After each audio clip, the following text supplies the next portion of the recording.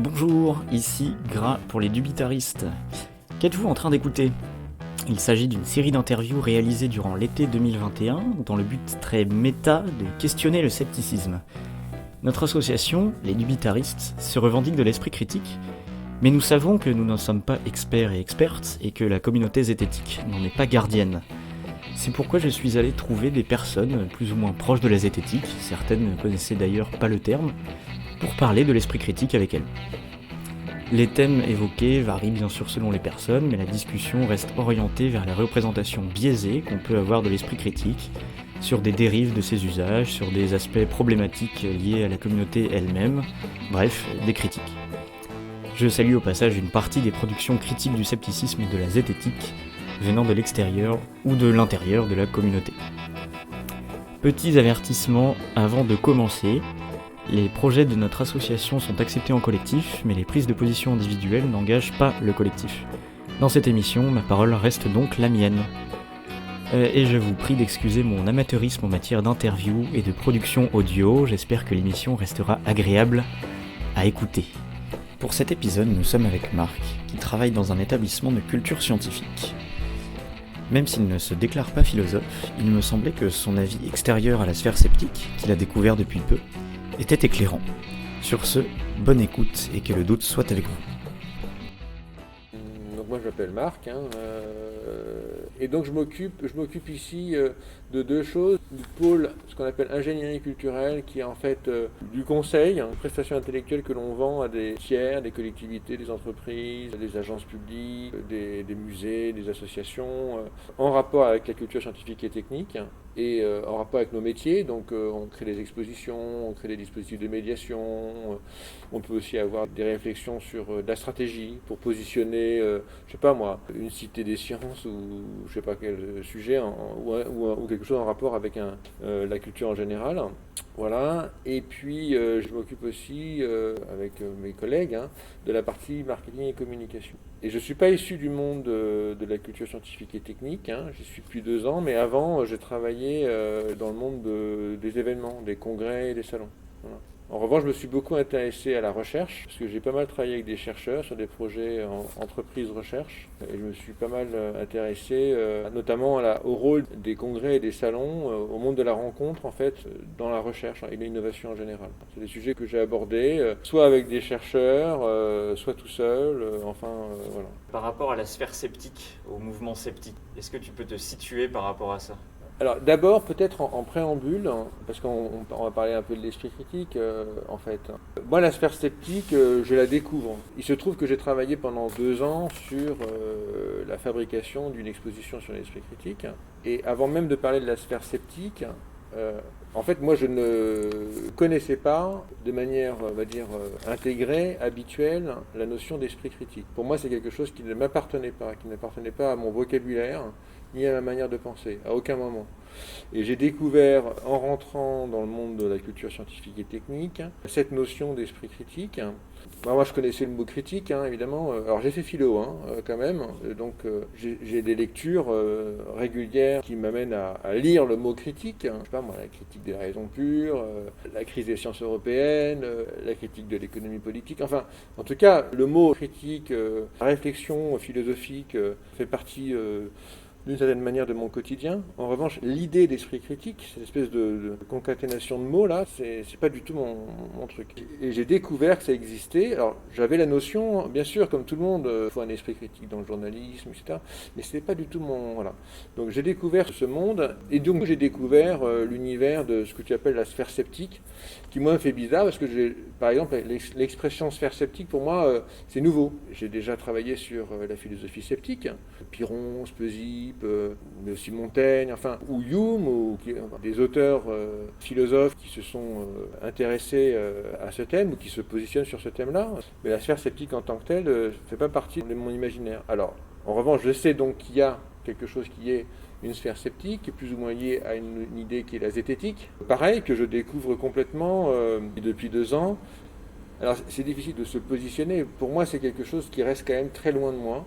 vraiment très très loin. Et je découvre à la fois l'argumentation, les personnes qui... Voilà, je me suis intéressé par exemple au travail de Richard Monvoisin, avec sa thèse qu'il avait écrite en 2007. Donc je me suis intéressé à son travail, je me suis intéressé à ce que pouvaient faire des youtubeurs qui se positionnent sur ce sujet-là.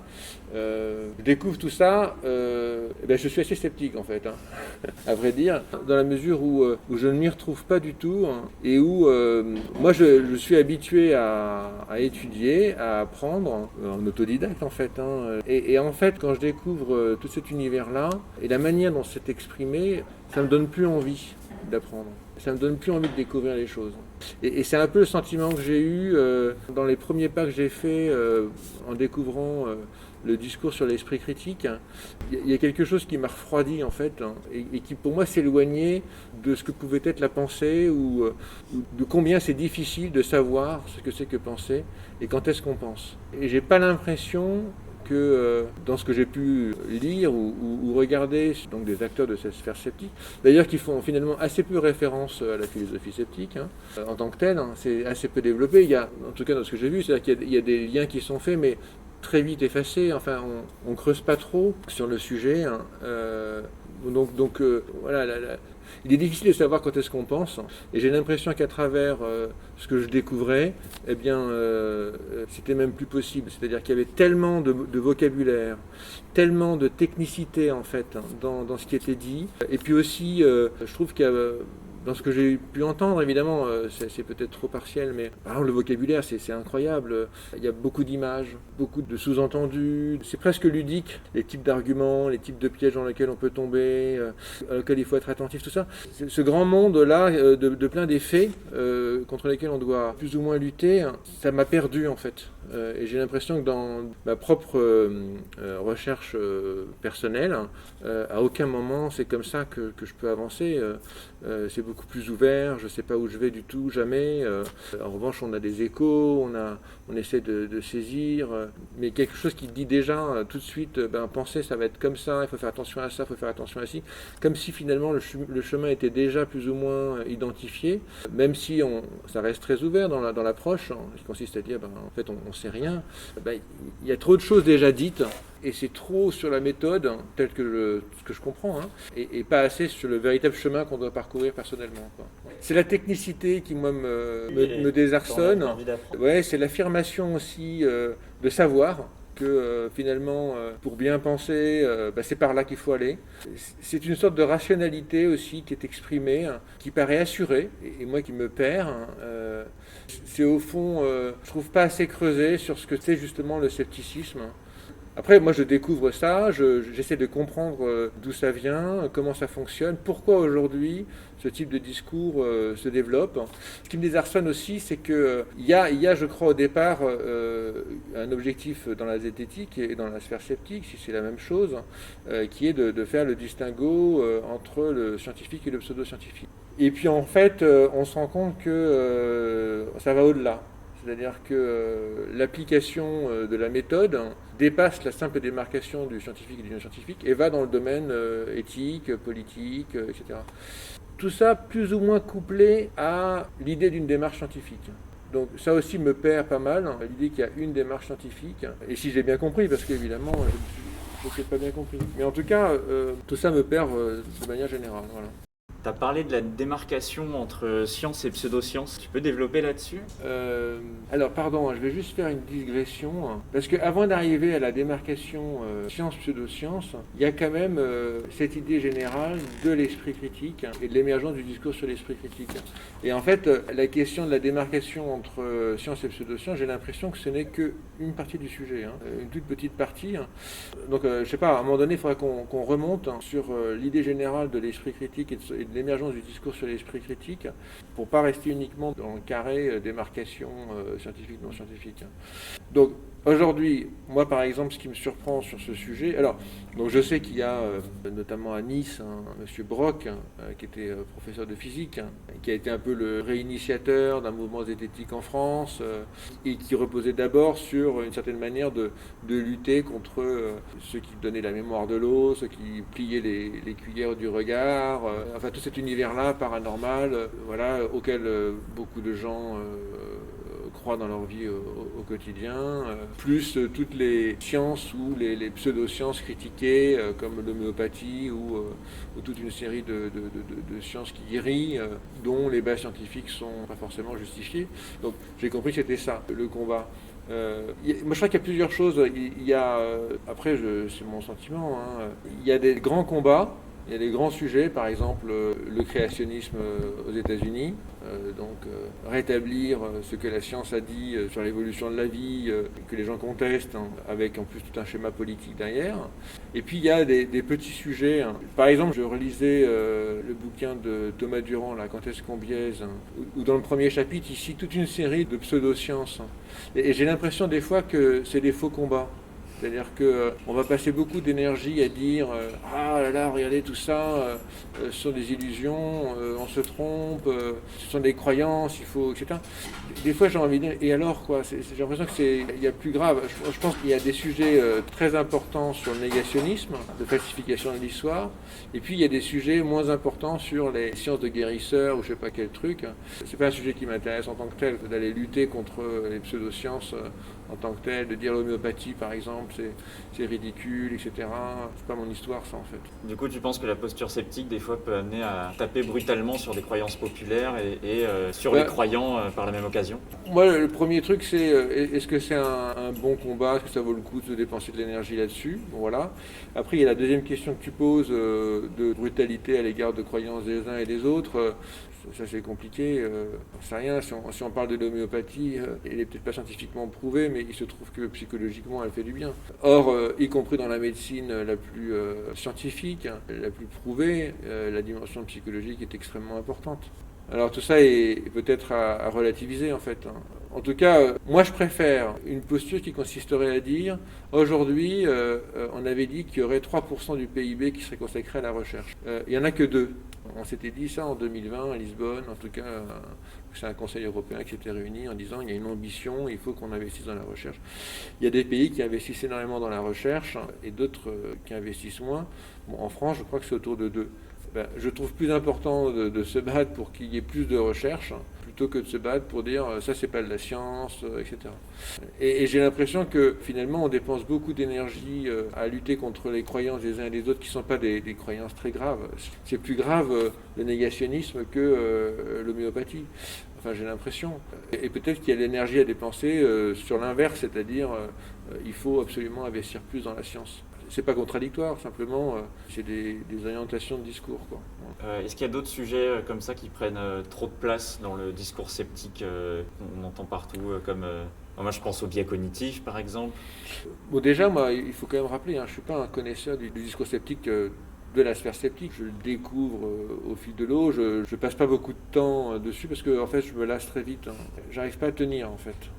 En revanche, je suis intéressé pour comprendre comment ça se fait que ça apparaît, comment ça se fait qu'il y a autant d'énergie.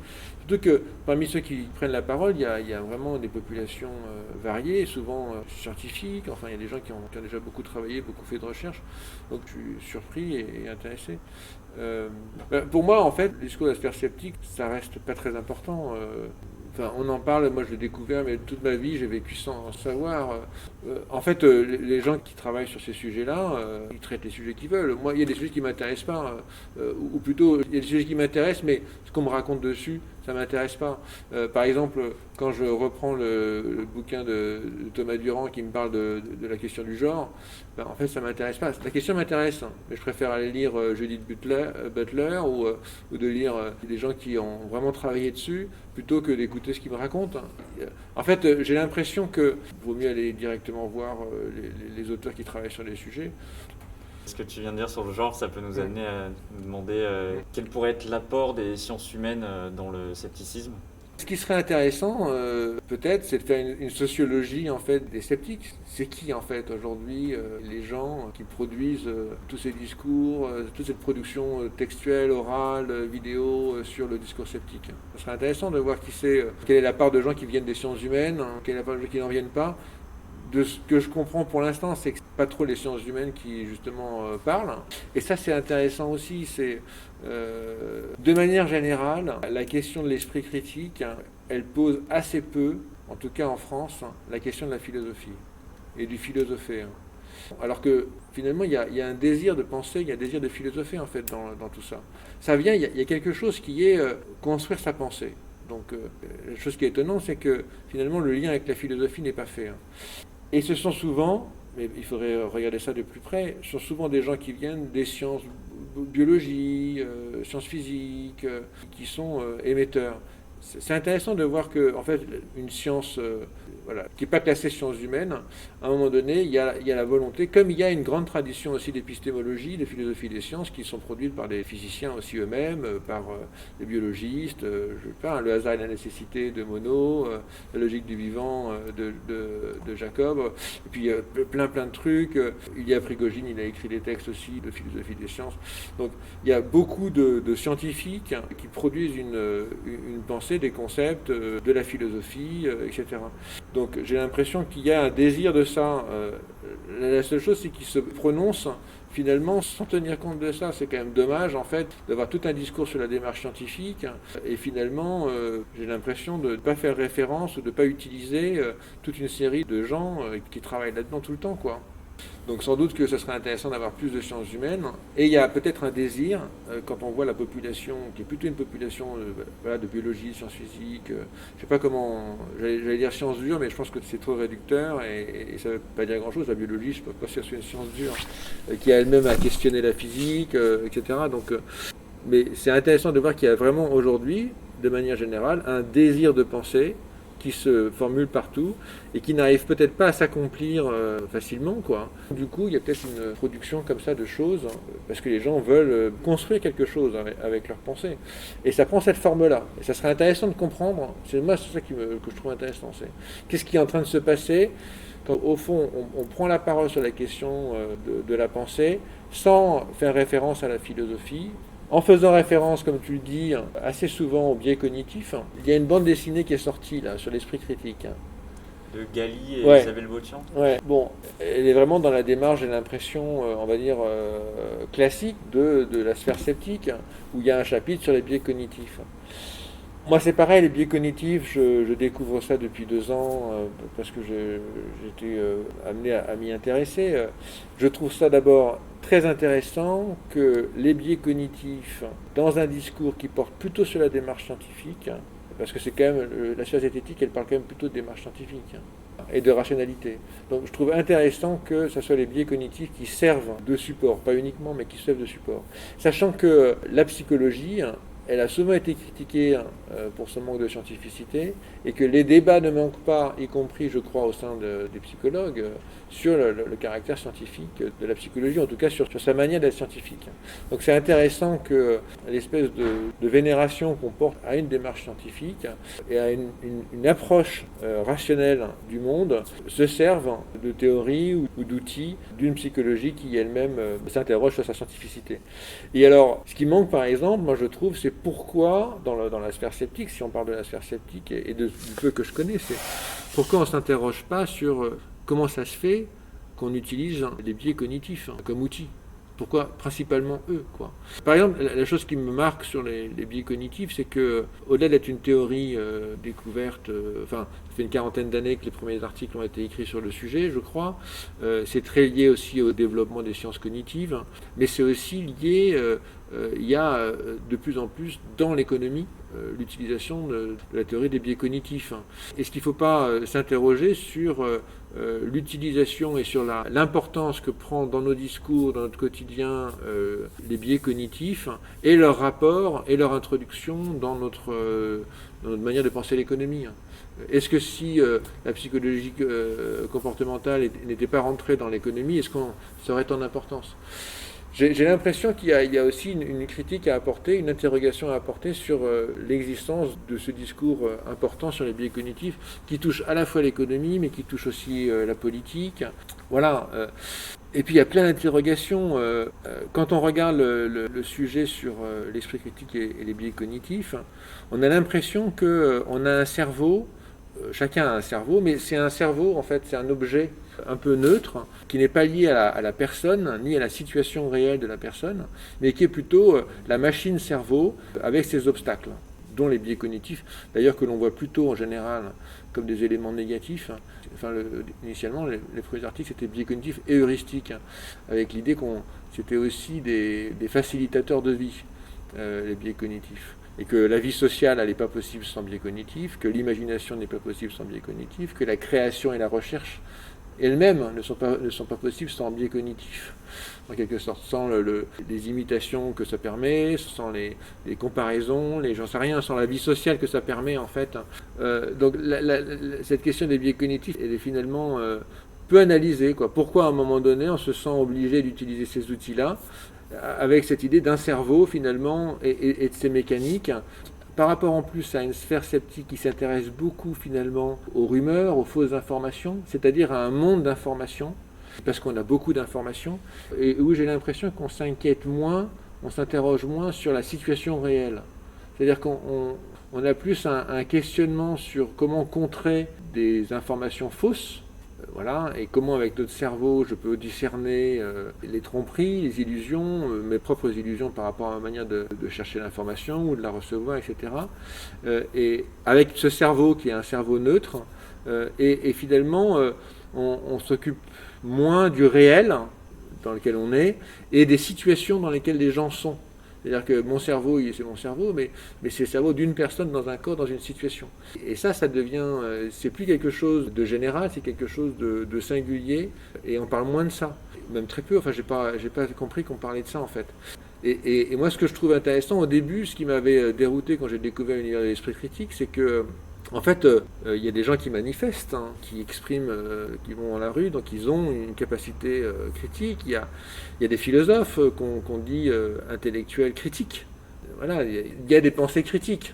Il y a une tradition, en tout cas, il y a énormément de productions intellectuelles qui sont des critiques sociales. Des critiques de la société, des critiques de l'histoire, des critiques de l'État, des critiques des modes d'assujettissement ou de subjectivation qui existent. Enfin, il y a beaucoup de productions de très haut niveau dans le monde entier. Et en fait, ça disparaît complètement, on n'en parle jamais.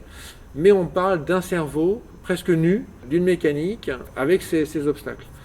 Et c'est ça qui est, moi, je trouve déroutant. Comme est déroutant aussi, ou en tout cas, mériterait d'être... je me suis posé la question. En fait... Par exemple, on parle de philosophie, on parle d'esprit, la notion d'esprit. Il y a, dans l'après-guerre, il y a eu la naissance des réflexions sur la cybernétique, sur l'intelligence, la capacité de reproduire par la machine une forme d'intelligence. C'était transdisciplinaire, il y avait des ingénieurs, des mathématiciens, des ethnologues, enfin il y avait des psychologues, il y avait une population d'intellectuels et d'experts hétérogènes qui réfléchissaient à ce truc, qui a amené à des transformations énormes et qu'on retrouve aujourd'hui dans les sciences cognitives et dont certaines formes d'application se retrouvent aussi dans la manière dont on développe le digital, l'intelligence artificielle, etc. Et un des projets au départ de ces cybernéticiens, c'était d'inventer une philosophie de l'esprit. Donc, il y avait ce projet d'une philosophie de l'esprit, mais je ne suis pas sûr que le mot esprit soit l'esprit au sens de la spiritualité, mais plutôt au sens de mental, au sens en anglais de mind.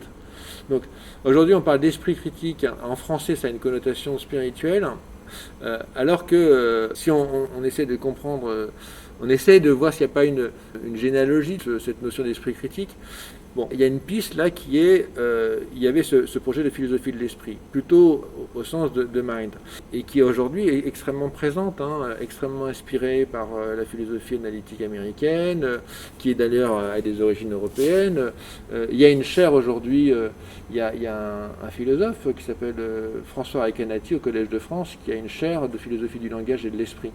Donc il y a une grande tradition de l'après-guerre, alors bon, c'est plus compliqué que ce que je dis, mais il y a quelque chose qui est né autour du rapport à la machine, voilà, qui donne toute une série de développements, entre autres sur l'intelligence artificielle, et qui contribue aujourd'hui à la production d'informations dans laquelle on est. Et en même temps, en face, il y a le développement d'un discours sur l'esprit critique, dont les tenants et les aboutissants, en termes de compréhension de ce que c'est, sont assez liés aux sciences cognitives. En fait, l'esprit critique dont on parle parfois est donc une réaction à l'information massive que l'on reçoit et à ses falsifications. On essaie de le comprendre comme une mécanique du cerveau, et en même temps, ce que la production d'informations avec ces falsifications est un effet d'une technologie issue de formes d'automatisation de l'intelligence et de progrès sur l'intelligence artificielle. C'est un peu les mêmes bases en fait, hein. C'est un peu la même origine quoi. Il y a le développement des sciences cognitives qui permet un déploiement d'un côté des technologies de l'information et qui en même temps servent de grille d'analyse ou de compréhension de ce que c'est que l'esprit critique qui doit nous permettre de réagir à l'intelligence falsifiée qui est produite par les technologies de l'information. Alors, pour l'instant, moi, j'annonce tous ces trucs-là, mais je trouve que ça manque. Voilà, c'est-à-dire que tous ces gens de la sphère sceptique, en fait, ils me parlent. J'ai l'impression qu'on parle d'un résultat, d'un résidu qui est l'esprit critique, qui est quelque chose de décharné, et qu'en fait, il y a toute une richesse. Ça n'est pas de nulle part, c'est quelque chose qui est le fruit de beaucoup de choses extrêmement complexes dans notre société, et ça mériterait d'être un peu plus regardé. Voilà. La question des biais cognitifs, elle est intéressante parce que, pourquoi on s'en sert comme levier d'interprétation ou de questionnement de l'esprit critique, et en même temps, comment ça se fait que c'est à ce point présent dans l'économie, comment ça se raccroche aux sciences cognitives, comment ça nous isole ou ça oublie toute une série de pensées critiques qui sont des critiques sociales et des philosophies d'émancipation. Tout ça, que je dis de manière un peu mélangée, pourquoi ça ne fait pas partie du débat, des discussions, et ça reste trop décharné en fait. Voilà. Alors en fait, tu essayes un peu de montrer le lien entre les neurosciences et l'esprit critique, qui serait indépassable. Non, j'ai l'impression que l'esprit critique dont on nous parle, ou la manière dont on en parle, est effectivement issu, en tout cas se sert beaucoup des neurosciences, comme une évidence, quoi. Et que c'est cette évidence-là qu'il faudrait un petit peu plus questionner. Est-ce que ce lien avec les neurosciences, par exemple, empêche d'appliquer l'esprit critique et ses outils à d'autres domaines, par exemple plus politiques ou Non, pas du tout. Je pense pas du tout. Les neurosciences, en fait, on fait plein de découvertes sur le cerveau. Les sciences cognitives en général, qui incluent les neurosciences, donc les sciences sur le cerveau, mais qui incluent des travaux sur la linguistique, qui incluent des travaux sur l'ethnologie, qui incluent des travaux sur la psychologie, sur la philosophie. Tout ça est extrêmement important, mais justement, ce dont nous on parle au quotidien avec l'esprit critique, ce n'est que l'écume de quelque chose de beaucoup plus riche et compliqué et enchevêtré sur les transformations en fait de la science et aussi de la philosophie. Et on voit que l'écume, et cette écume nous paraît, moi je trouve, j'ai l'impression que ce qui est salé est sous l'écume, quoi. Et que c'est le sel qui plutôt donne envie. Et moi, j'ai l'impression qu'on a au-dessus, mais on n'a pas en dessous. Et c'est cette richesse-là qui, à mon avis, serait intéressante. C'est quand même très riche. En fait, il y a cette tradition-là des sciences cognitives qui reste à explorer. Et puis, il y a une tradition aussi de la pensée critique, anglo-saxonne, qui est issue de John Dewey depuis le début du XXe siècle, qui est plutôt non pas un philosophe analytique mais un philosophe pragmatique, et qui est directement lié à des enjeux d'éducation. Donc il y a beaucoup de choses en fait qui amènent aujourd'hui au développement de ce discours sur l'esprit critique. Il y a cette grande tradition anglo-saxonne de la critical thinking dont on parle très peu en fait dans la sphère sceptique. On en parle très peu. On dit esprit critique, on dit éventuellement pensée critique, on dit éventuellement critical thinking, mais en fait on parle très peu de cette grande tradition anglo-saxonne de la critical thinking, qui est à la fois une question sur la pensée critique et la rationalité scientifique et technique, et en même temps un questionnement très fort sur l'éducation. Et d'ailleurs, un très grand nombre de rapports institutionnels de l'UNESCO, de l'Union européenne, y compris en France aussi, ramènent la question de l'esprit critique à la question de l'éducation. Donc il y a tout ça. Donc ça, on ne le dit pas assez, on ne l'explicite pas assez. Il y a tout le développement des sciences cognitives qui amènent à penser, à essayer de comprendre en fait comment on pense, voilà, qui est une autre manière de se poser la question de comment on pense. avec une richesse très forte, puisque par exemple un Lévi-Strauss, il est intéressé par ethnologue, qui a montré la diversité des cultures, mais aussi des structures communes de pensée. Il était intéressé aussi par la biologie du cerveau, ou en fait le fait que ces structures-là pouvaient être une émanation, alors c'est peut-être pas le bon mot, mais en tout cas de mécanismes matériels et biologiques. Donc tout ça est très riche, très compliqué, et nous on est à la surface de ça en train de se battre sur comment il faut bien penser, pas bien penser par rapport à cet esprit critique dont on se crée une image qui est quand même moins épaisse, moins charnue que toute cette complexité dont on ne parle pas. Et je suis étonné en fait que des gens qui s'aventurent sur expliquer comment on évite de se tromper, qui s'intéressent à creuser les choses, ne creusent pas sur les propres implicites en fait de leur discours. Voilà. Sachant que ça a des conséquences fortes, puisque il y a des choix d'éducation qui sont faits aussi sur les politiques d'esprit critique. Donc il y a quand même, moi je me demande s'il n'y a pas un rapport quand même entre la notion de crise dans laquelle on est perpétuellement et la notion d'esprit critique, qui est aujourd'hui dans un monde en crise une manière peut-être de trouver des repères. Il y a une quête qui se formule comme ça sous la forme d'un discours de plus en plus fort sur l'esprit critique, ou en tout cas j'ai l'impression, c'est peut-être un biais d'ailleurs, j'ai l'impression qu'il est de plus en plus fort parce que je suis de plus en plus souvent en train de découvrir des choses sur le sujet. Donc il y a une sorte de quête, et en même temps on aimerait avoir moins de leçons et plus de connaissances, quoi. Voilà. Moins de leçons sur ce qu'il faut faire pour penser et un peu plus de compréhension de mais pourquoi ça apparaît et comment ça apparaît et sur quelle base ça se construit et quel sens ça peut avoir aujourd'hui de s'intéresser autant à une question qui est l'esprit critique, sous les formes qu'on nous propose, quoi. Ouais. Ce que tu dis sur l'enseignement, moi, ça me fait penser à plein de questions. Pourquoi on enseigne l'esprit critique dans les institutions alors que justement ça pourrait être dangereux pour elles potentiellement de s'interroger sur leurs fondements? Pourquoi est-ce qu'on enseigne l'esprit critique seulement sous certains aspects, par exemple les biais cognitifs qui sont les plus souvent enseignés? Est-ce qu'on n'a pas tendance à faire aussi souvent l'amalgame entre enseignement des sciences et enseignement de l'esprit critique? On a l'impression que l'un va forcément avec l'autre, enfin que l'esprit critique vient forcément avec le raisonnement scientifique, ce qui n'est pas forcément vrai. Alors, de ce que je sais, parce que c'est vraiment de ce que je comprends petit à petit, d'abord, il y a une grande production des institutions publiques nationales et internationales sur pensée critique et éducation. Et c'est pas d'abord lié à la science. Les discours sont pas d'abord liés à la science. Il y a, à un moment donné, la question de la démarche scientifique, mais elle n'est pas première si tu lis les textes de l'UNESCO ou de l'Europe, qui va parler de ça. Non, c'est pas accroché automatiquement. En revanche, c'est intéressant, il y a un discours aussi très fort qui fait le lien entre esprit critique et esprit scientifique ou démarche scientifique. Il y a une partie du discours, mais le discours général... En fait, c'est ce que je comprends, moi, c'est plus compliqué. La tradition de la pensée critique anglo-saxonne, un mec comme Dewey, il lie bien la question de comment on pense à la question d'une démarche scientifique. Mais il pose cette question-là aussi parce qu'il est au début du XXe siècle et que le XIXe siècle dont il sort, et encore le début du XXe siècle, il est en pleine transformation industrielle aux États-Unis.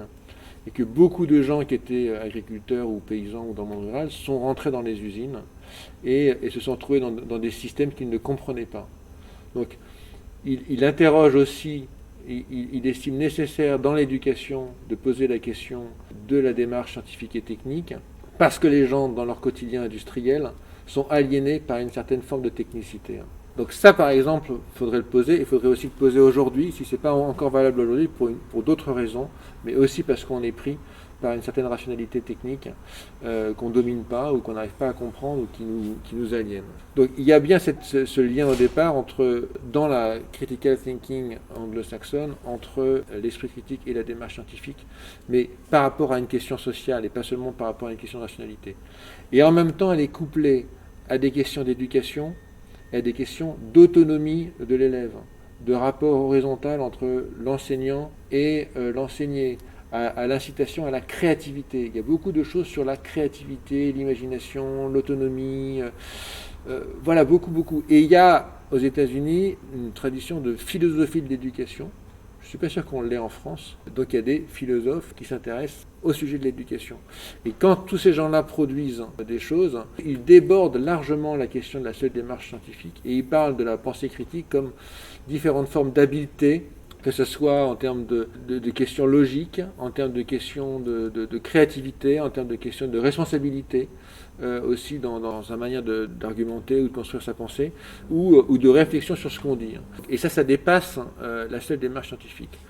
Et ce truc, j'ai l'impression qu'on le trouve dans les rapports internationaux. Cette pensée-là, liée à l'éducation, avec cette ouverture au-delà de la démarche scientifique, mais qui n'est pas étrangère aussi à un questionnement sur la démarche scientifique. Voilà. Et puis il y a quelque chose de plus serré qu'on trouve dans les centres de culture scientifique, qu'on trouve dans la sphère sceptique, j'ai l'impression, qu'on trouve aussi dans une bande dessinée de Gali, etc. C'est vraiment le lien très très fort entre esprit critique et démarche scientifique.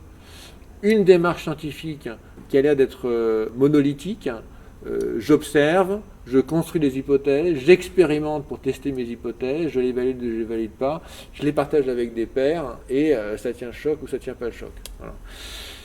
Voilà. Avec même l'idée que l'esprit critique, c'est une partie intégrante de la démarche scientifique.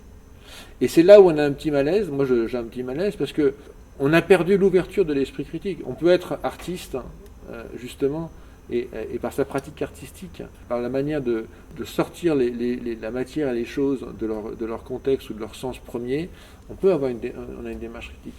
Quand quelqu'un qui a un comportement d'ascèse dans sa religion, dans sa foi, et qui va s'éloigner de tentations, d'opinions communes, d'imagerie qu'on lui met dans la tête, etc., qui va, pour être plus près de sa propre foi, il a finalement aussi quelque chose qui est une prise de distance par rapport au réel, et une construction de soi, qui pourrait s'apparenter à une démarche critique. Et cette espèce de collage, en fait, c'est ça qui est étrange. Moi, ça me fait penser au débat qu'il y avait eu le questionnement qu'il y avait entre médecine et physiologie.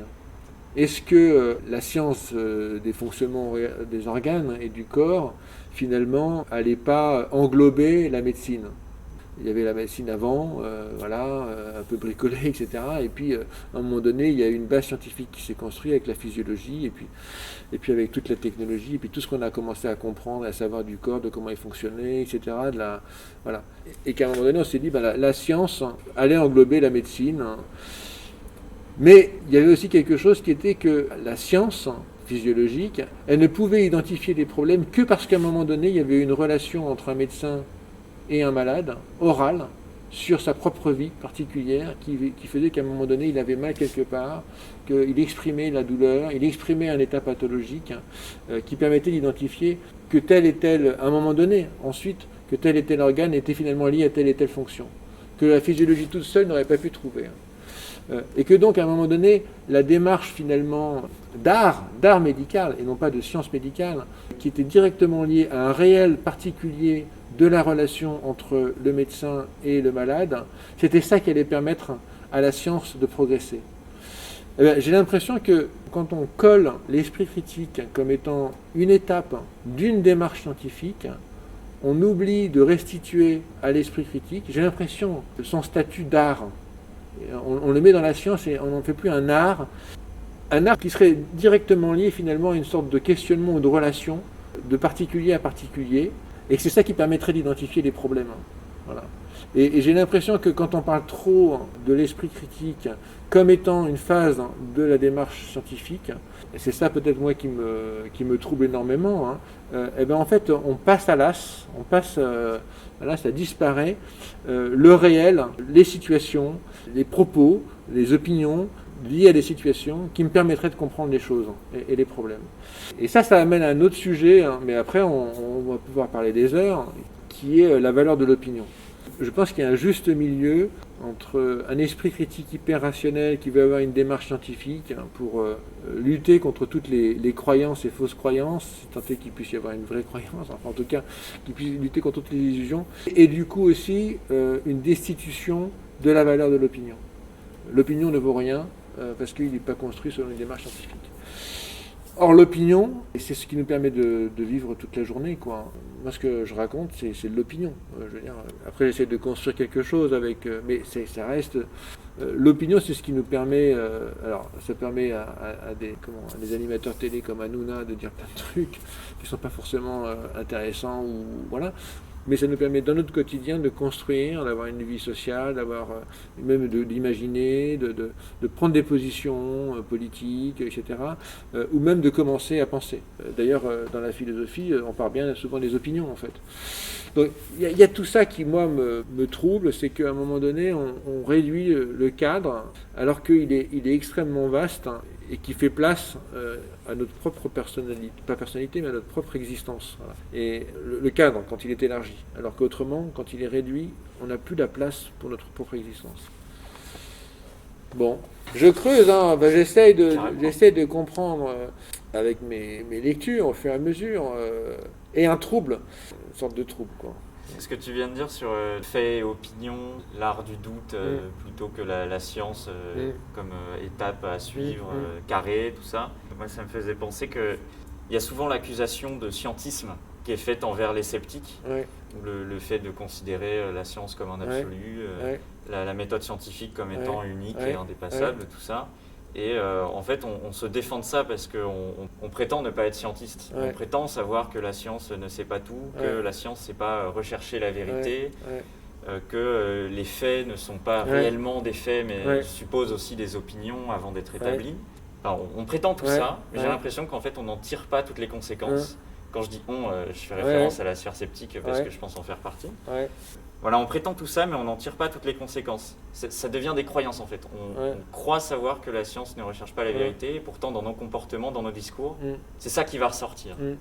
En fait, il y a quelque chose à dire. En tout cas, c'est vrai, on constate, si je reprends l'exemple de cette bande dessinée qui vient de sortir, les premières pages sont consacrées à une scène où un repas entre amis, il y a une personne qui arrive et qui raconte en gros qu'elle croit aux druides, elle croit aux fées. Et puis il y a un des membres de l'assemblée là qui sera un des personnages principaux de la bande dessinée, qui voilà, en gros c'est de la fadaise, tout ça, etc. Et puis ensuite qui va échanger sur Internet avec des collègues qui pensent comme lui et qui vont être extrêmement critiques sur cet irrationnel, etc.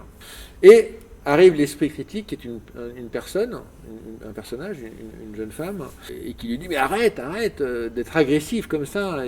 voilà. Donc il y a, effectivement, j'ai l'impression à chaque fois dans la sphère zététique, parce que je l'ai vu ailleurs, cette idée, ne soyons pas agressifs, méfions-nous d'une agressivité irraisonnée, premièrement. Mais ce qui est très difficile, c'est que j'ai l'impression qu'il y a quand même, comme il y a cette confusion, en tout cas cette confusion ou ce choix de lier l'esprit critique à la démarche scientifique, c'est difficile, alors qu'il faudrait découpler l'esprit critique de la démarche scientifique. Il faudrait réussir à parler en fait de la démarche de pensée, qui prend une forme dans la pensée scientifique, mais qui prend d'autres formes dans la pensée artistique, ou dans la pensée religieuse, ou dans la philosophie. On ne pense pas pareil, on ne construit pas pareil sa pensée dans chacune de ces... Si on peut comme ça avoir des... Voilà. Là, je ne sais pas répondre. En fait, c'est parce qu'il y a un couplage quand même, parce que si je reprends toujours ce bouquin, une fois qu'on a dit ça, après, c'est quand même le déroulé de la démarche scientifique, hein. En plus, les personnes qui ont dessiné et qui ont écrit sont liées, en fait, en tout cas, font des références à ce que tu appelles la sphère sceptique, en tout cas à la FIS, à Thomas Durand, à Cortex, enfin, avec qui ils ont discuté, manifestement. Donc, tout le propos, alors c'est difficile, comme tout le propos va être autour de la science, de ne pas paraître, et de dire que c'est par là que ça se passe pour penser, de ne pas être taxé de scientisme. Voilà. Mais on voit bien effectivement tout le temps ce désir. En fait, il y a un désir de bien faire, j'ai l'impression. En fait, il y a une sorte de générosité de l'acteur sceptique. En fait, il y a un véritable désir de vouloir construire sa pensée. Une sorte de bonne volonté. Après, moi, je peux m'arrêter que là, parce que, en fait, c'est là où moi, je me dis qu'il y a un truc qui est raté. Voilà. En tout cas, il y a un truc que moi, je ne comprends pas du tout, et qui me trouble, parce que justement, on n'avait pas à un moment donné d'apprendre j'ai l'impression que c'est pas par là que ça se passe. C'est pas par là que l'apprentissage se passe. C'est pas parce que à un moment donné on m'aura expliqué que la démarche scientifique c'est ça, et qu'en la suivant je vais avancer, tout en sachant que la science ne dit pas tout, et que les vérités sont remises en cause, elles ne sont que provisoires, etc. Et que la démarche scientifique cherche toujours la contradiction pour pouvoir faire en sorte que les théories soient remises en cause pour pouvoir continuer à avancer. Voilà, tous ces discours un peu de bienveillance et de prudence, et bien malgré tout ça, moi j'arrive pas à me dire que c'est par là que ça se passe. Voilà. Et je dirais que c'est pas rationnel, c'est affectif. En plus je suis vieux, j'ai plus de 50 ans, donc je suis déjà un vieux mammifère. J'ai fait des études, tout ça, mais je ne peux pas rationaliser. Je dis aujourd'hui, je suis troublé et j'ai l'impression que c'est pas par là. Et en tout cas, moi, c'est pas par là. Et je continue à bosser. Moi, je lis il y a plein de choses qui m'intéressent, en biologie, en philosophie, en plein de choses. Enfin, je veux dire, je bosse, et j'essaie de chercher. C'est jamais par ça, c'est jamais en suivant ces principes-là. Si on veut parler de scepticisme, autant lire quelqu'un comme Foucault que de la méthodologie esprit critique, quoi. J'ai l'impression, par exemple, moi j'ai eu une expérience très forte avec quelqu'un qui était négationniste, qui était quelqu'un de très éduqué, qui avait beaucoup voyagé, qui était un Européen, qui avait vécu en Syrie quand il était jeune, qui s'était converti à l'islam, qui était passionné d'ésotérisme, etc., et qui était négationniste. Bon, alors j'ai discuté, on a fait connaissance, il a voulu m'initier à ce qu'il pensait. En fait, j'ai l'impression que si je suis d'esprit critique tel qu'il m'est dit, là, tel qu'il m'est expliqué, je suis à poil total face à un individu qui a un discours extrêmement construit avec toute une série de docs, enfin, et de références et d'autorités X ou Y. Enfin bon. En revanche, par exemple, j'ai lu Primo Levi. Et en fait, c'est parce que j'ai lu Primo Levi et que j'avais été marqué dans son introduction lorsqu'il disait que le commandant d'Auschwitz lui expliquait que de toute façon il pouvait raconter tout ce qu'il voulait, personne ne le croirait. En fait, c'est cette espèce de connaissance, de mémoire et d'affect que j'avais qui permet d'arrêter en fait de se poser la question en termes de rationalité. Parce que je ne suis pas historien et que je n'ai pas le temps d'être historien en fait. J'ai pas le temps et peut-être pas la capacité. Donc je ne suis pas historien. Donc je ne peux pas moi avoir l'ensemble des éléments. Je lis des historiens, mais je ne suis pas historien. Donc à un moment donné, ce qui me sauve, c'est une certaine culture, quoi. Ou une rencontre, ou un affect, voilà, qui est quand même lié à un témoignage, à un écrit, à une dimension comme ça de production. Voilà, je suis plus tenté par ça, je trouve plus mon salut, en fait, dans cette quête intellectuelle et cette recherche de choses qui me donne des affects et qui ne me permet pas forcément de toujours penser, j'en sais rien si j'arrive à construire une pensée, et qui me sauve dans des situations comme ça, que si je... Voilà. Et dans l'esprit critique, même si la démarche de connaissance, de connaître des choses, de développer sa culture est présente, elle arrive à la fin, quoi. Et moi j'ai l'impression quand même que, alors peut-être que c'est moi qui me trompe, elle arrive peut-être pas à la fin, elle est peut-être présente plus rapidement, mais pour moi en tout cas, on décrit trop la porte d'entrée, alors que moi je voudrais rentrer dans la maison, quoi. Rentrer dans la maison ou sortir, on me décrit trop la porte, quoi. Et en fait, moi ce que j'ai envie de faire, c'est de passer pour voir ce qu'il y a de l'autre côté. Et je trouve que la démarche de l'esprit critique, elle est trop... alors la porte, elle est comme ça, il faut l'ouvrir comme ça, etc. Et pendant ce temps-là, on n'est pas passé de l'autre côté. Alors en revanche, je comprends que ceux qui travaillent là-dessus, eux, ils font cette démarche. Ils creusent pour eux, et puis ils viennent la raconter. Mais il y a eu cette démarche de leur part et qu'ils racontent. Mais en fait, ce qu'ils racontent n'est pas aussi fort que si j'avais rencontré directement les textes ou directement fait des rencontres avec des gens sur des situations, des choses, du réel, enfin, qui m'auraient donné envie ensuite, avec ma propre vie, de me débrouiller pour avancer dans ma pensée, quoi. Je pense que je te rejoins sur le fait qu'il y a la méthode avant tout, et puis la culture à la fin, et les émotions peut-être, mais je ne suis même pas sûr qu'on en parle.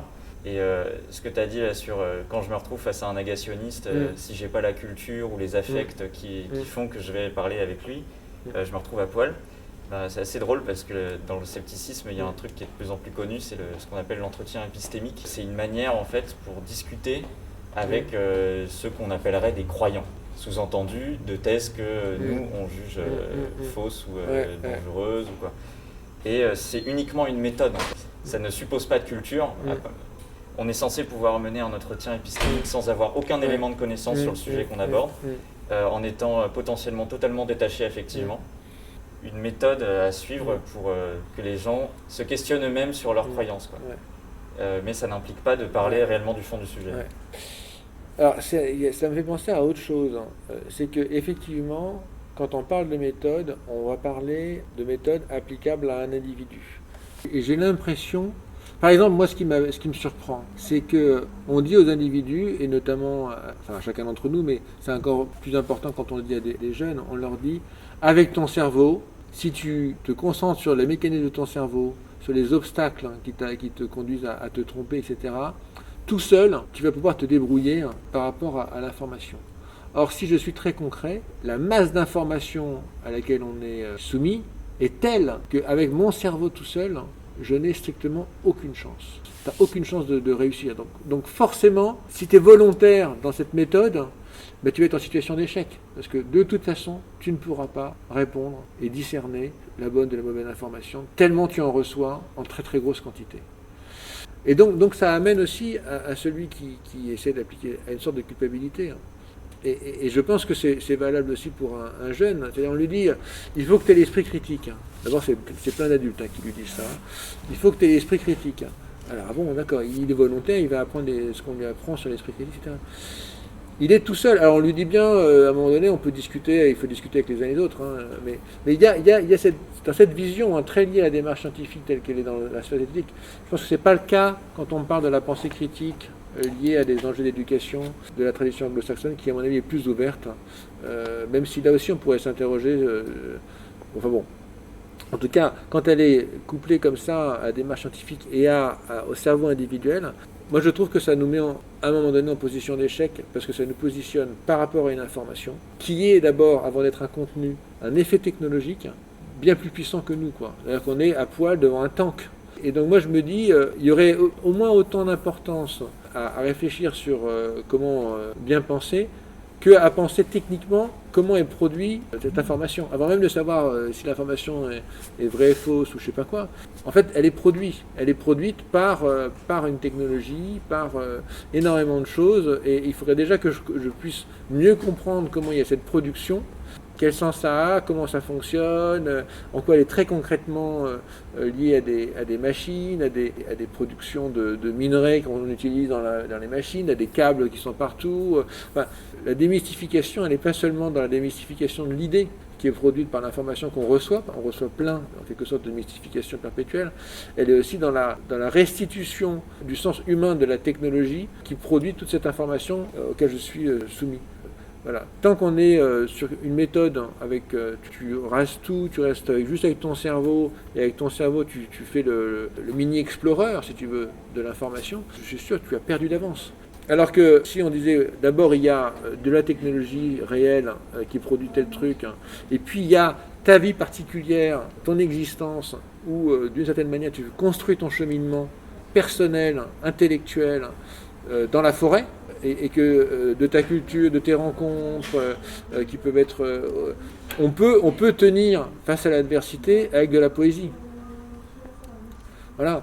Par exemple, il y a le poète Rainer Maria Rilke qui disait « Les gens ont pour toute chose des solutions faciles, les plus faciles des solutions faciles. Il est pourtant clair que nous devons nous tenir au difficile. Tout ce qui vit s'y tient. » Donc, ça c'est de la poésie. Eh bien, avec quelques phrases, eh bien, ça peut être un outil dans la vie. Voilà. Très fort, pour penser, pour résister, pour tenir le choc dans les situations X ou Y. Voilà. Donc c'est tout cet univers-là qui est abrasé et qui doit aussi faire partie du truc, quoi. Alors voilà, après, on peut parler des heures, parce que il y a plein de sujets. Il y a aussi l'intérêt que ça peut... Comment on peut se servir de l'esprit critique? Moi, je trouve qu'il y a quand même un intérêt pour nous aujourd'hui, dans un centre de culture scientifique, c'est que... Et d'ailleurs, les travaux qui sont produits sur l'esprit critique, là, il y a un groupe de recherche là, qui vient de sortir un rapport sur l'esprit critique. Il dit l'esprit critique, c'est partagé par tout le monde. Donc, c'est très intéressant parce que si l'esprit critique est partagé par tout le monde, alors le scientifique comme le non-scientifique ont un esprit critique. Ça fait un pont. S'il y a un esprit critique chez tout le monde, alors il y a un pont possible entre le scientifique et le non-scientifique, entre la science et la société. Ça, c'est très intéressant parce que ça permet aujourd'hui où parfois il peut y avoir un hiatus ou des mécompréhensions, ou il y a quelque chose par là qui peut être travaillé. Donc ça, c'est intéressant. Dire aussi qu'il y a un esprit critique du côté de la population, du côté de la société, c'est aussi dire, est-ce qu'il n'y a pas, de ce côté-là, quelque chose qui peut interroger la science? Donc ça aussi, parce qu'il y a au cœur de la société et de ses opinions non sachantes, en tout cas non scientifiques, parce qu'il y a par ailleurs, il y a aussi des savoirs qui sont non scientifiques. C'est aussi un des enjeux aujourd'hui. On dit qu'on est dans une société de la connaissance, et quand on dit connaissance, on dit scientifique, on dit savoir scientifique et savoir non scientifique. Et il y a aussi une sorte de grande compétition entre les savoirs non scientifiques et les savoirs scientifiques, qui peut-être contribue à la volonté d'affirmer comme ça la force d'une démarche scientifique, en tout cas par certains. Donc là, il y a des choses positives, intéressantes à creuser, qui seraient de dire, il y a du côté, pas seulement scientifique, mais du côté de ceux qui ne sont pas scientifiques, des questionnements qui peuvent servir la démarche scientifique ou la science. Parce qu'il y aurait cette espèce d'esprit critique qui serait commun à tous. Il y a aussi une autre question, c'est la question de la confiance. Une des grandes thématiques, en tout cas de ce que j'ai compris, dans la pensée critique et dans la tradition critical thinking anglo-saxonne qui est liée aux enjeux d'éducation, c'est de donner confiance aux élèves. Il faut qu'ils aient, en fait, pour qu'ils soient autonomes, c'est comme toutes les écoles alternatives, Montessori et autres, qui essayent en fait que les élèves puissent comme ça avoir une sorte d'autonomie, de confiance en lui, etc. Aujourd'hui, on a une sorte de discours qui est pas celui-là. Quand on parle que de cet esprit critique lié à la démarche scientifique, dans la sphère sceptique, on a l'impression que la question c'est il faut faire confiance à la science.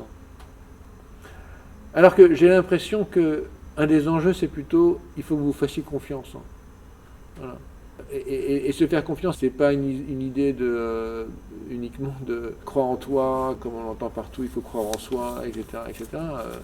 C'est qu'il y a une construction possible, on peut construire les choses, il y a une construction de soi par la pensée, et c'est d'abord celui qui apprend qui doit être dans la confiance, plutôt que faire confiance dans ceux qui savent, quoi. Voilà. Il y a peut-être quelque chose aussi par là qui est à creuser. Il y a un bouquin qui est sorti en 2020, qui est écrit par Elena Pasquinelli et puis Mathieu, je sais plus, Farina, je crois, qui s'appelle L'art de faire confiance pour un nouveau contrat science-société, qui explique les démarches scientifiques par différents exemples. Et où l'enjeu, c'est de faire confiance. Un nouveau contrat en science-société, c'est faire confiance dans la science, avoir confiance dans la science. Moi, j'ai l'impression qu'il y a aussi une question qui est plus ouverte, qui est la propre confiance, la propre foi qu'on peut avoir en sa propre audace. Par exemple, moi, ce qui me dérange, c'est que l'esprit critique, tel qu'il nous est souvent proposé, c'est souvent une recommandation de prudence. Voilà, il ne faut pas s'emporter, il faut observer, il faut voir un peu les obstacles. Et une fois que j'ai bien, que j'ai bien bardé le truc, alors je peux commencer, voilà. Il y avait dans le mouvement des Lumières, dans la tradition des Lumières, il y avait un truc qui était, il y avait une maxime qui était sapere audere, oser savoir. Donc audere, audace.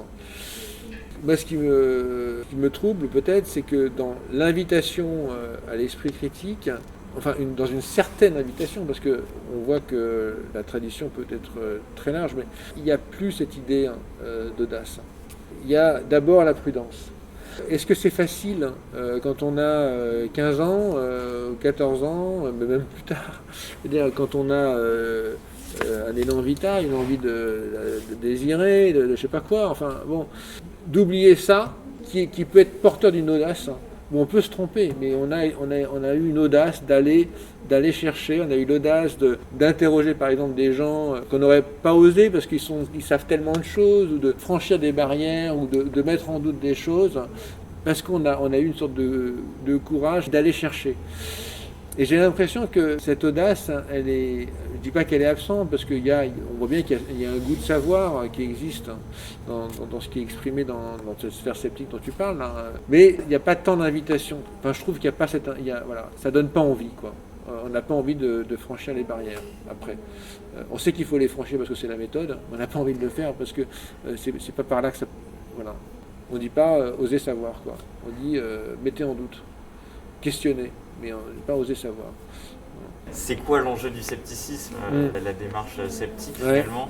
Finalement, on est un peu perdu là-dedans. Je sais pas, est-ce que c'est combattre les croyances, éduquer les masses, s'émanciper, ne plus se faire avoir? Est-ce qu'il y a aussi un enjeu politique au scepticisme? Est-ce qu'il y a une finalité politique? Ouais, moi personnellement, je sais pas, j'en sais rien. Je ne peux pas répondre à la place. Il y a forcément... ouais, non, je veux dire des bêtises. Voilà. Il y a forcément un questionnement politique. Si on prend le négationnisme, c'est aussi politique, c'est très très politique. Mais quand on voit que des gouvernants invitent à l'esprit critique dans un contexte, alors quand même dans un contexte de démocratie, dans un rappel, et quand on... Les rapports de l'UNESCO ou autres, c'est quand même un rappel que la liberté de pensée est dans les droits de l'homme à un moment donné. Donc il y a ça. Alors c'est vrai que cette liberté de pensée, elle n'est pas dans le discours sceptique. Elle n'est pas dite, elle n'est pas formulée comme ça. Mais il y a bien quand même une dimension politique au sens de construction de la citoyenneté, de toute façon, dans cette idée de penser. De réussir à penser, etc., d'avoir une autonomie de pensée. Il y a bien cette notion de responsabilité, il y a bien cette notion... L'un des grands trucs des objectifs des biais cognitifs, c'est de pouvoir bien décider, faire le bon choix. Donc il y a forcément une dimension politique. Mais il y a aussi un questionnement quand on voit que c'est à ce point des institutions, des formes de pouvoir qui disent qu'il faut avoir l'esprit critique. Même des entreprises. Aujourd'hui, c'est un rapport de l'OCDE qui le dit, mais en fait, c'est une des raisons aussi pourquoi dans l'éducation on s'intéresse à la pensée critique. C'est une compétence pour avoir du travail. Voilà. L'esprit critique et la créativité sont souvent mis ensemble, en tout cas dans la démarche pensée critique anglo-saxonne, c'est mis ensemble, souvent. Ce sont des compétences pour trouver du travail. Ou pour travailler demain dans une société qui est extrêmement complexe, avec beaucoup de technologies, où il y a beaucoup d'automatisation, et finalement ce qui reste d'humain, c'est cette capacité à prendre ses distances, c'est l'imagination, c'est de trouver des solutions. Donc il y a cette dimension-là. C'est pas un sens critique qui fait la révolution, en fait, ça. Si un grand cabinet américain m'explique que dans les 20 prochaines années, l'esprit critique et la créativité seront des compétences qu'il faudra avoir sur son CV et dont il faudra prouver aussi l'existence, alors soit par des bonnes notes qu'on aura à l'université ou à l'école, soit par des actions qu'on aura menées qui seront estampillées esprit critique, je peux avoir un tout petit doute sur est-ce que c'est avec ça, est-ce que c'est ça dont on parle quand on essaie de s'interroger sur ce qu'on arrive à penser ou construire sa pensée ou se construire soi-même. Voilà, je pense que j'enfonce une porte ouverte. Voilà. Je crois que c'est pas tant une porte ouverte que ça, parce que ça paraît pas évident de se dire qu'on va s'interroger sur les enjeux d'une méthode qui se veut objective, mais en fait il faut le faire quand même, parce que à partir du moment où cette méthode est, comme tu l'as dit, vantée par des institutions, du monde de l'entreprise, on peut vouloir avoir les mêmes enjeux que les institutions et les entreprises, mais généralement c'est pas le cas.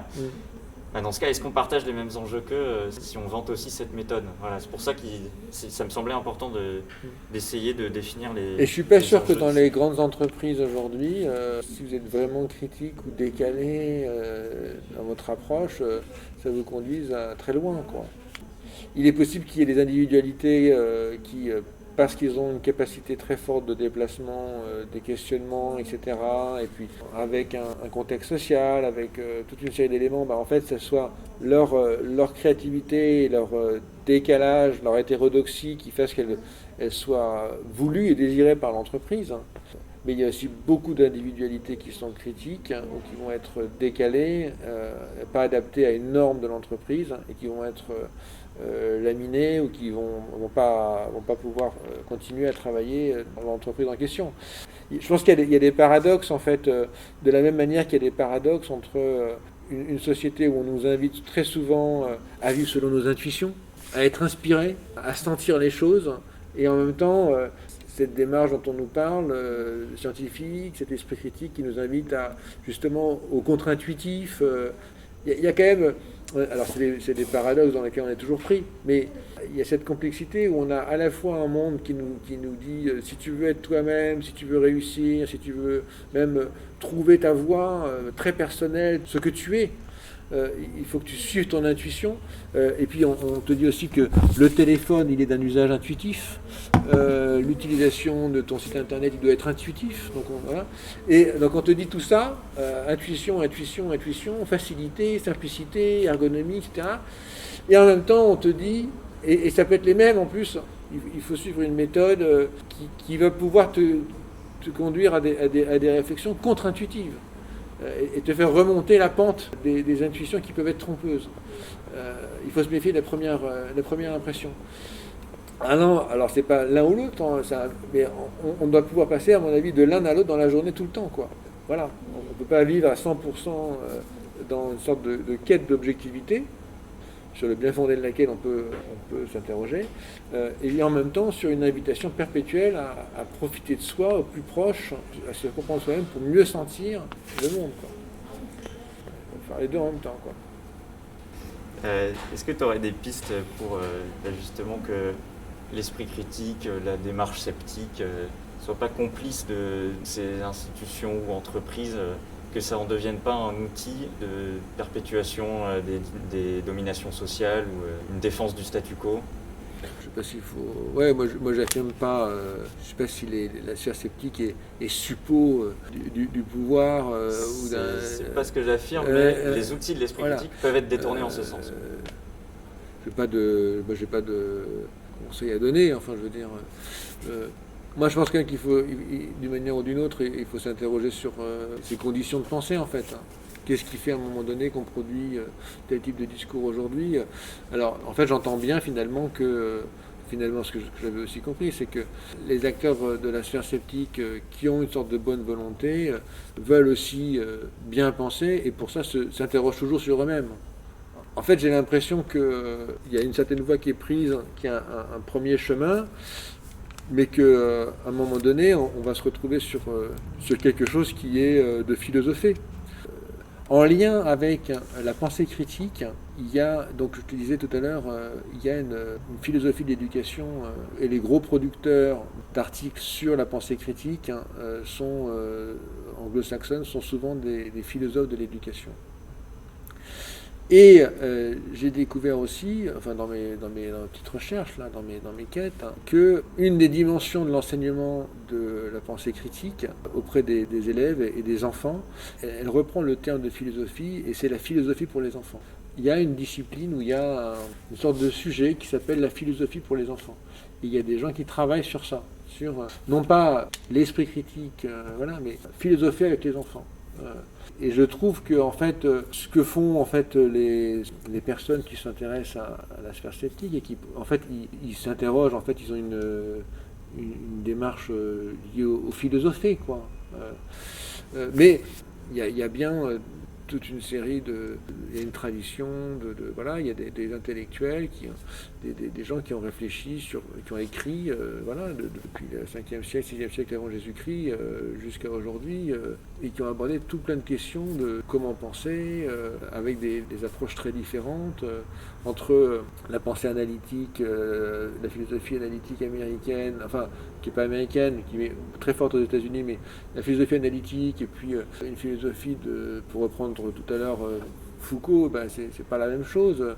Il y a plein d'approches différentes, mais c'est finalement la question de ce que c'est que la philosophie. Et voilà, je crois que t'es pas sceptique à vie, t'es pas sceptique de cette manière-là à vie. Il faut continuer en fait dans ce questionnement en fait. J'ai zéro conseil à donner moi. Moi, je ne peux exprimer mon trouble et essayer de formuler quelque chose par rapport à ce trouble en rapport avec une meilleure compréhension de ce que c'est que ce phénomène-là, de l'esprit critique, plus largement de la pensée critique et de ses liens avec la démarche scientifique, avec l'éducation. Voilà. Tout cet entretien, c'était pour parler, entre autres, du fait qu'il y avait certains sujets qui passaient à la trappe, ou certaines approches du scepticisme qui pouvaient passer à la trappe, que ça créait des angles morts, en fait. Je trouvais que c'était relié à une croyance qu'il peut y avoir dans le scepticisme, que les compétences acquises dans un domaine sont transférables à d'autres. Comme quoi il suffirait d'apprendre la méthode sceptique pour pouvoir douter de tout, tout le temps, n'importe où. Comme si apprendre la démarche sceptique grâce à du paranormal, en l'appliquant à du paranormal, ça nous permettait de penser nos conditions matérielles d'existence, ou les dominations sociales, les conditions qui font qu'on pense ce qu'on pense, alors que c'est des domaines quand même assez séparés. Ouais. Après, qu'on puisse importer, qu'on puisse traverser des disciplines ou des champs de savoir, à mon avis, c'est sans doute très bien et souvent très, très sain. Il faut juste savoir, si tu importes que ton truc, et que tu vas pas importer quelque chose d'autre d'ailleurs, pour confronter ou pour mélanger ou pour construire un bric-à-brac différent qui te permet c'est peut-être là où ça gêne, c'est sûr. C'est marrant, c'est aussi la question de la médiation. Si on suivait le raisonnement de l'esprit critique à la lettre, donc d'être comme ça contre-intuitif, de freiner ses émotions, etc., mais eh bien, il n'y aurait pas de médiation possible, parce que la médiation, elle fonctionne sur des expériences, sur les sens, sur les émotions, sur des prises de parole, sur de l'opinion, sur des séductions, sur du ludique, sur toute une série de dimensions comme ça, qui sont justement dans le projet de la pensée critique liée à l'éducation, la créativité, mais qui ne sont pas dans la dimension telle que l'exprime en France la sphère sceptique. On ne pourrait pas. On dirait, non, tout ça, c'est pas rationnel. Ça me dévie, en fait. C'était un des enjeux sur l'exposition ici aussi. C'est, au fond, pour apprendre, il faut passer par quelque chose qui n'est pas forcément que rationnel, quoi. Qui est de l'intersubjectif, qui est de l'expérience, qui est un certain jeu avec son corps, voilà. Il y a plein de questions. Merci à Marc pour cette interview, j'espère qu'elle vous aura plu. Les Dubitaristes, c'est une association basée à Bordeaux. N'hésitez pas à suivre nos activités si le sujet de l'esprit critique vous intéresse, ou si vous avez envie de vous impliquer. À une prochaine, et que le doute soit avec vous.